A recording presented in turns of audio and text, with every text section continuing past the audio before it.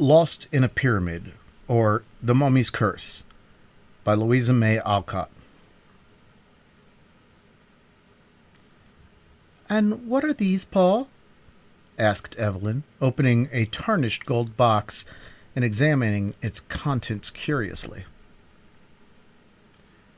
"Seeds of some unknown Egyptian plant," replied Forsyth, with a sudden shadow on his dark face as he looked down at the 3 scarlet grains lying in the white hand lifted to them. "Where did you get them?" asked the girl. "That is a weird story, which will only haunt you if I tell it," said Forsyth, with an absent expression that strongly excited the girl's curiosity. "Please tell it. I like weird tales, and they never trouble me. Ah, do tell it. Your stories are always so interesting," she cried, looking up with such a pretty blending of entreaty and command in her charming face that refusal was impossible. "You'll be sorry for it, and so shall I, perhaps. I warn you beforehand that harm is foretold to the possessor of those mysterious seeds," said Forsyth, smiling even while he knit his black brows and regarding the blooming creature before him with a fond yet foreboding glance. "Tell on. I'm not afraid of these pretty atoms," she answered with an imperious nod. "To hear is to obey. Let me read the facts, and then I will begin," returned Forsyth, pacing to and fro with the far-off look of one who turns the pages of the past. Evelyn watched him a moment, and then returned to her work, or play, rather, for the task seemed well suited to the vivacious little creature, half child, half woman. "While in Egypt," commenced Forsyth slowly, "I went one day with my guide and Professor Niles to explore the chops. Niles had a mania for antiquities of all sorts, and forgot time, danger, and fatigue in the ardor of his pursuit. We rummaged up and down the narrow passages, half choked with dust and close air, reading inscriptions on the walls, stumbling over shattered mummy cases, or coming face to face with some shriveled specimen perched like a hobgoblin on the little shelves where the dead used to be stowed away for ages. I was desperately tired after a few hours of it, and begged the professor to return, but he was bent on exploring certain places and would not assist. We had but one guide, so I was forced to stay. But Jamal, my man, seeing how weary I was, proposed to us to rest in one of the larger passages while he went to procure another guide for Niles. We consented, and assuring us that we were perfectly safe if we did not quit the spot, Jamal left us, promising to return speedily. The professor sat down to take notes of his researches, and stretching myself on the soft sand, I fell asleep. I was roused by that indescribable thrill which instinctively warns us of danger, and springing up, I found myself alone. One torch burned faintly where Jamal had struck it, but Niles and the other light were gone. A dreadful sense of loneliness oppressed me for a moment, then I collected myself and looked well about me. A bit of paper was pinned to my hat, which lay near me, and on it, in the professor's writing, were these words. I've gone back a little to refresh my memory on certain points. Don't follow me till Jamal comes. I can find my way back to you, for I have a clue. Sleep well, and dream gloriously of the Pharaohs. N.N. I laughed at first over the old enthusiast, and then felt anxious, then restless, and finally resolved to follow him, for I discovered a strong cord fastened to a fallen stone, and knew that this was the clue he spoke of. Leaving a line for Jamal, I took my torch and retraced my steps, following the cord along the winding ways. I often shouted, but received no reply, and pressed on, hoping at each turn to see the old man poring over some musty relic of antiquity. Suddenly the cord ended, and lowering my torch, I saw that the footsteps had gone on. Rash fellow, he'll lose himself to a certainty, I thought, really alarmed now. As I paused, a faint call reached me, and I answered it, waited, shouted again, and still fainter echo replied. Niles was evidently going on, misled by the reverberations of the low passages. No time was to be lost, and forgetting myself, I struck my torch in the deep sand to guide me back to the clue, and ran down the straight path before me, whooping like a madman as I went. I did not mean to lose sight of the light, but in my eagerness to find Niles, I turned from the main passage, and, guided by his voice, hastened on. His torch soon gladdened my eyes, and the clutching of his trembling hands told me what agony he had suffered. "Let us get out of this horrible place at once," he said, wiping the great drops off his forehead.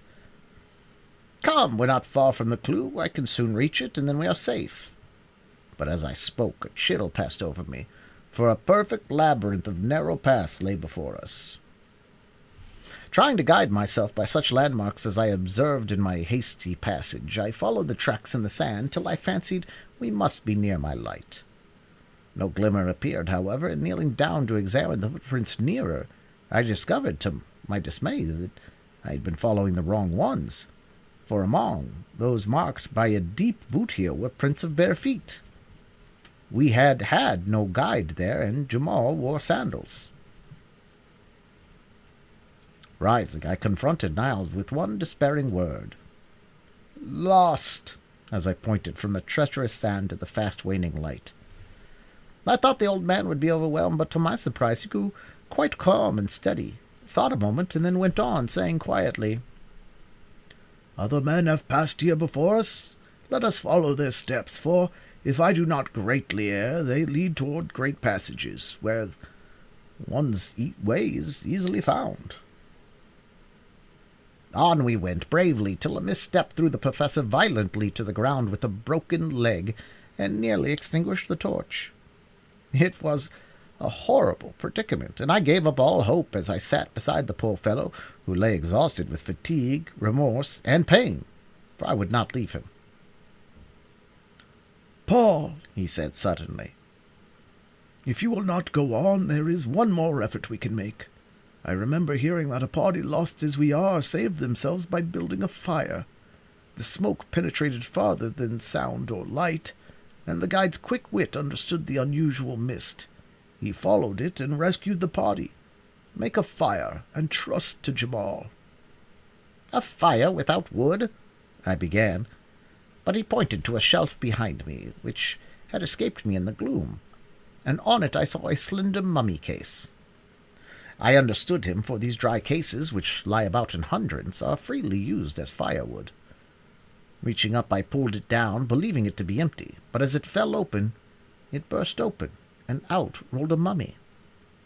Accustomed as I was to such sights, it startled me a little, for danger had unstrung my nerves. Laying the little brown chrysalis aside, I smashed the case, lit the pile with my torches, and soon a light cloud of smoke drifted down the 3 passages which diverged from the cell-like place where we had paused.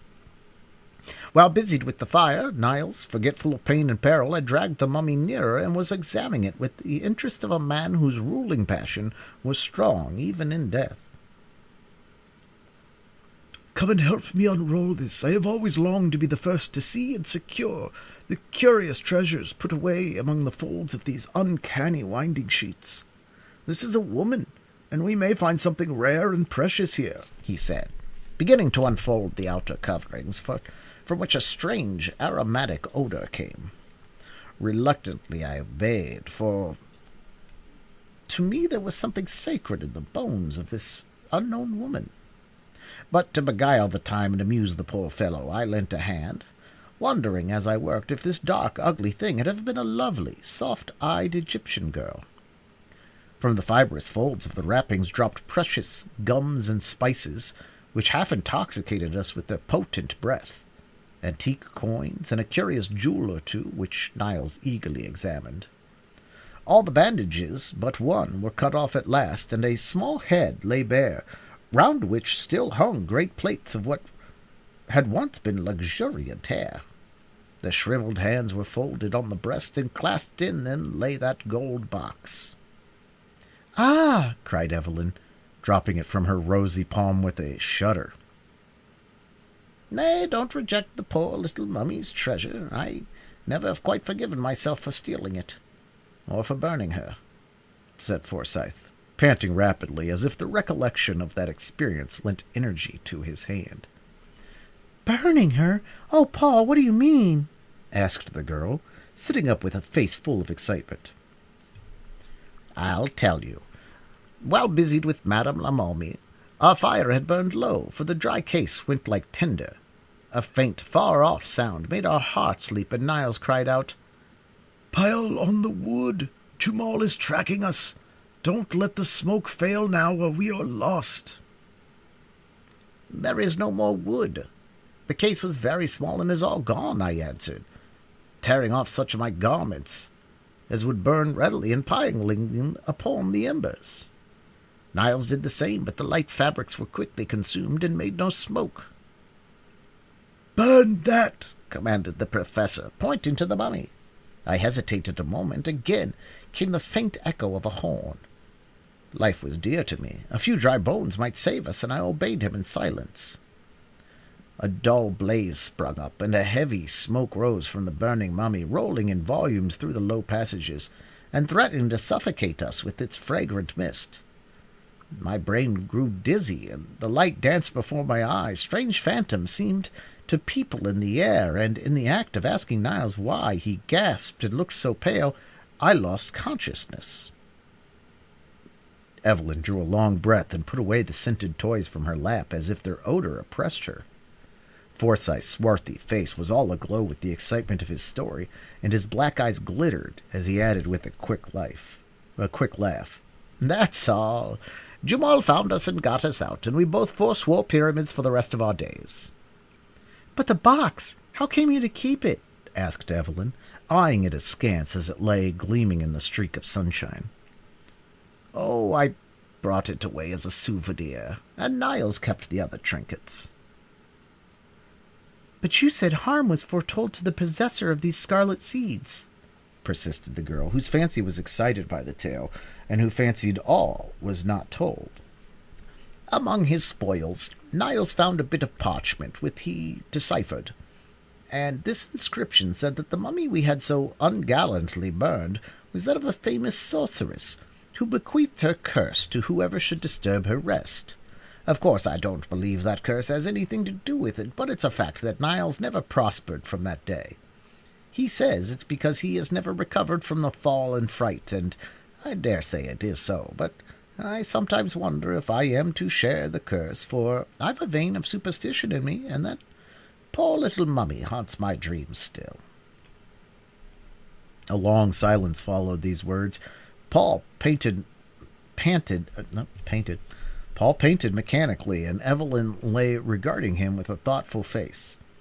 But gloomy fancies were as foreign to her nature as shadows are to noonday, and presently she laughed a cheery laugh, saying as she took up the box again, "Why don't you plant them, and see what wondrous flower they will bear?" "I doubt if they would bear anything after lying in a mummy's hand for centuries," replied Forsyth gravely. "Let me plant them and try. You know, wheat has sprouted and grown that was taken from a mummy's coffin. Why should not these pretty seeds? I should so like to watch them grow. May I, Paul?" "No, I'd rather leave that experiment untried. I have a queer feeling about the matter, and don't want to meddle myself or let anyone I love meddle with these seeds. They may be some horrible poison or possess some evil power, for the sorceress evidently valued them, since she clutched them fast even in her tomb." "Now you're just foolishly superstitious, and I laugh at you. Be generous. Give me one seed, just to learn if it will grow.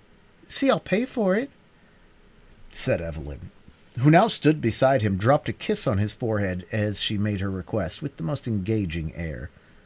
But Forsyth would not yield.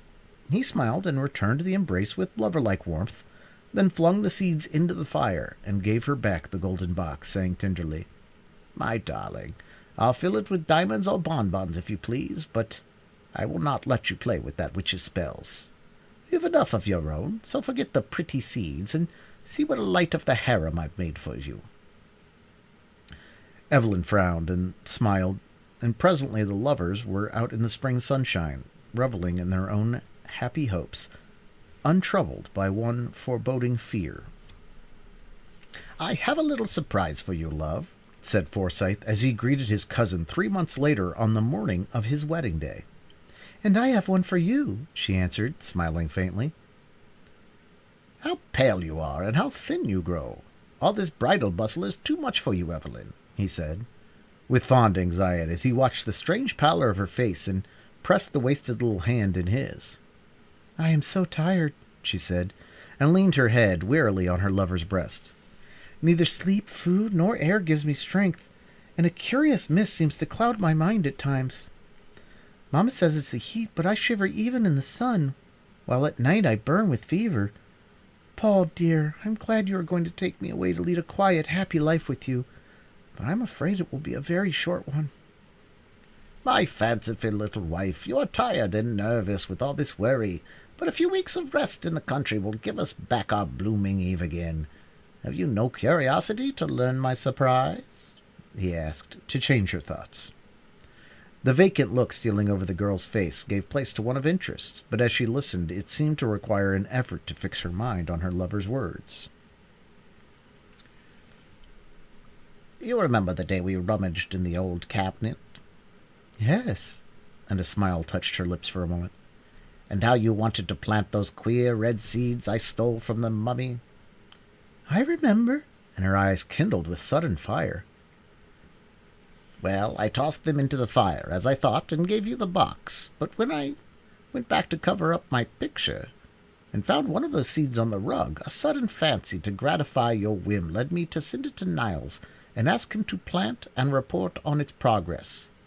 Today I hear from him for the first time, and he reports that the seed has grown marvelously, has budded, and that he intends to take the first flower, if it blooms in time, to a meeting of famous scientific men, after which he will send me its true name and the plant itself. From his description it must be very curious, and I am impatient to see it."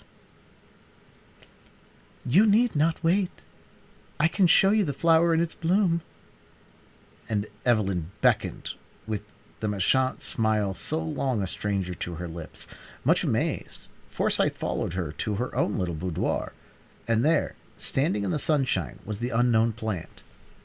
Almost rank in their luxuriance were the vivid green leaves on the slender purple stems, and rising from the midst, one ghostly white flower, shaped like the head of a hooded snake, with scarlet stamens like forked tongues, and on the petals glittered spots like dew.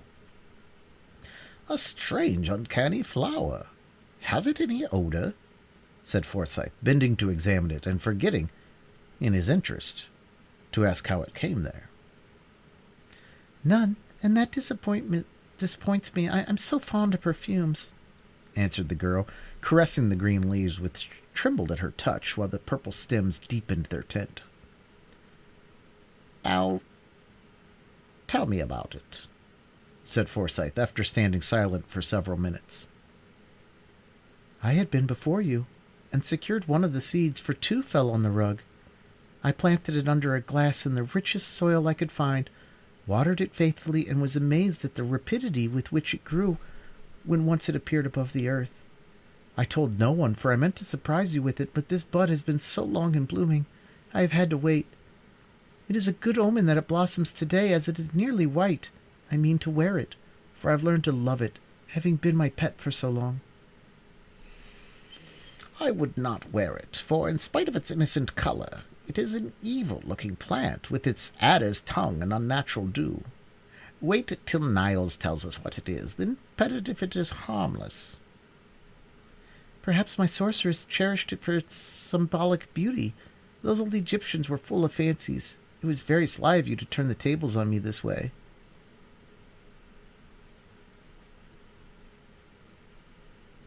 "But I forgive you, since in a few hours I shall chain the mysterious hand forever. How cold it is! Come out into the garden and get some warmth and color for tonight, my love." I think that was Niles, but the punctuation was not right. I think that was Paul. Or whatever. But when night came, no one could reproach the girl with her pallor, for she glowed like a pomegranate flower. Her eyes were full of fire, her lips scarlet, and all her old vivacity seemed to have returned. A more brilliant bride never blushed under a misty veil, and when her lover saw her, he was absolutely startled by the almost unearthly beauty which transformed the pale, languid creature of the morning into this radiant woman. They were married, and if love, many blessings, and all good gifts lavishly showered upon them could make them happy, then this young pair were truly blessed. But even in the rapture of the moment that made her his, Forsyth observed how icy cold was the little hand he held, how feverish the deep color of the soft cheek he kissed, and what a strange fire burned in the tender eyes that looked so wistfully at him. Blithe and beautiful as a spirit, the smiling bride played her part in all of the festivities of that long evening, and when at first life and color began to fade, the loving eyes that watched her thought it but the natural weariness of the hour. As the last guest departed, Forsyth was met by a servant who gave him a letter marked Haste. Tearing it open, he read these lines from a friend of the professor's. Dear Sir, poor Niles died suddenly 2 days ago, while at the scientific club, and his last words were, Tell Paul Forsyth to beware of the mummy's curse, for this fatal flower has killed me. The circumstances of his death were so peculiar that I add them as a sequel to this message. For several months, as he told us, he had been watching an unknown plant, and that evening he brought us the flower to examine. Other matters of interest absorbed us till a late hour, and the plant was forgotten. The professor wore it in his buttonhole, a strange white serpent-headed blossom, with pale glittering spots which slowly changed to a glittering scarlet, till the leaves looked as if it sparkled with blood. It was observed that instead of the pallor and feebleness which had recently come over him, that the professor was unusually animated, and seemed in an almost unnatural state of high spirits. Near the close of the meeting, in the midst of a lively discussion, he suddenly dropped, as if smitten with apoplexy. He was conveyed home insensible, and after one lucid interval in which he gave me the message I have recorded above, he died in great agony, raving of mummies, pyramids, serpents, and some fatal curse which had fallen upon him. After his death, livid scarlet spots like those on the flower appeared upon his skin, and he shriveled like a withered leaf. At my desire, the mysterious plant was examined, and pronounced by the best authority one of the most deadly poisons known to the Egyptian sorceresses. The plant slowly absorbs the vitality of whoever cultivates it, and the blossom, worn for 2 or 3 hours, produces either madness or death. Down dropped the paper from Forsyth's hand. He read no further, but hurried back into the room where he had left his young wife. As if worn out with fatigue, she had thrown herself upon a couch and lay there motionless, her face half hidden by the light folds of the veil which had blown over it. "Evelyn, my dearest, wake up and answer me. Did you wear that strange flower today?" whispered Forsyth, putting the misty screen away. There was no need for her to answer, for there, gleaming spectrally on her bosom, was the evil blossom, its white petals spotted now with flecks of scarlet, vivid as drops of newly spilt blood. But the unhappy bridegroom scarcely saw it, for the face above it appalled him by its utter vacancy. Drawn and pallid, as if with some wasting malady, the young face, so lovely an hour ago, lay before him, aged and blighted by the baleful influence of the plant which had drunk up her life. No recognition in the eyes, no word upon the lips, no motion of the hand, only the faint breath, the fluttering pulse, and wide-opened eyes betrayed that she was alive. Alas for the young wife! The superstitious fear at which she had smiled had proved true. The curse that had bided its time for ages was fulfilled at last, and her own hand wrecked her happiness forever. Death in life was her doom, and for years Forsyth secluded himself to tend with pathetic devotion the pale ghost who never, by word or look, could thank him for the love that outlived even such a fate as this.